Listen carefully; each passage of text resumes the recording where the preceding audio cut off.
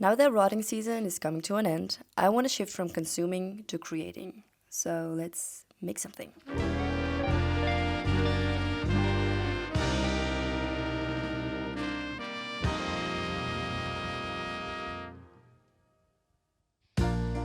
I've always considered myself a creative person, but actually I'm not creating anything.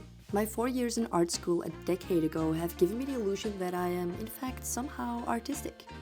And it's true, I've got some great ideas, like most people, but I'm not executing any of them. They're all just floating around in my head.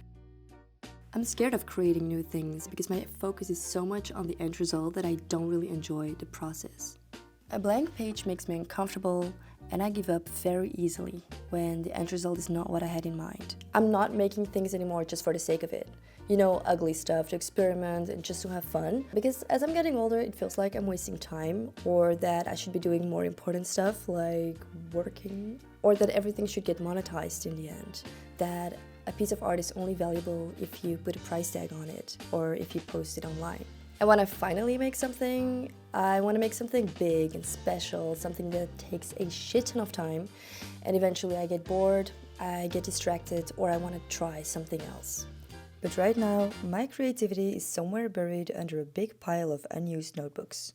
So let's make something, but this time let's start really, really small. Sometimes it's better to make 5 small drawings instead of one really big one. Maybe that's also a way of giving yourself instant gratification, but it just motivates you to continue and to not stop. The goal here is to enjoy the process, just have fun, play with it, and get in the zone. Here's how I would do it.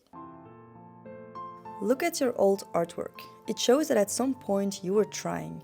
You might end up in a rabbit hole and get caught in a whirlwind of nostalgia and existential dread, but you might also get really inspired and motivated to start over.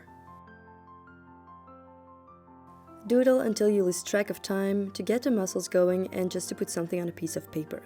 It doesn't have to be pretty, there are no rules.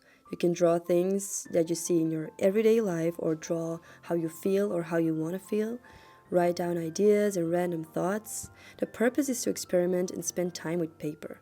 Journaling, drawing, making collages. Throw your worries down on paper. Make lists of ideas.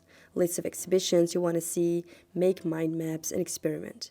Use your old sketchbooks and old paper you wanted to throw away. It's okay to continue in a sketchbook you bought in 2016 with only 2 drawings in it. When you go outside, look at your neighborhood like a photographer would do. Take photos of things and visuals you like or that make you feel some type of way. This can be shadows, colors, lights, basically anything. Make collections on your phone and come back to those once in a while.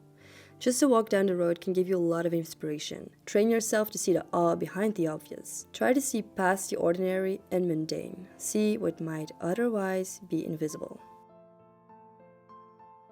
One of the most important things you can do is to get really, really bored. I know, it's quite uncomfortable.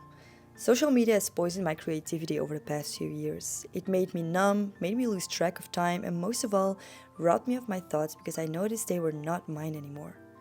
Once I get past the boredom, creativity flows and ideas come my way at such a fast pace that I have to do something with them. So go ahead, make your home super cozy or go out without your phone, no music, and get seriously bored. At this point, you might have come up with an idea that you can try out. This can be abstract, realistic, just a bunch of colors, words, you name it. Try to manifest those ideas into a final form, but don't be too hard on yourself. Failing is as much a part of the process as succeeding.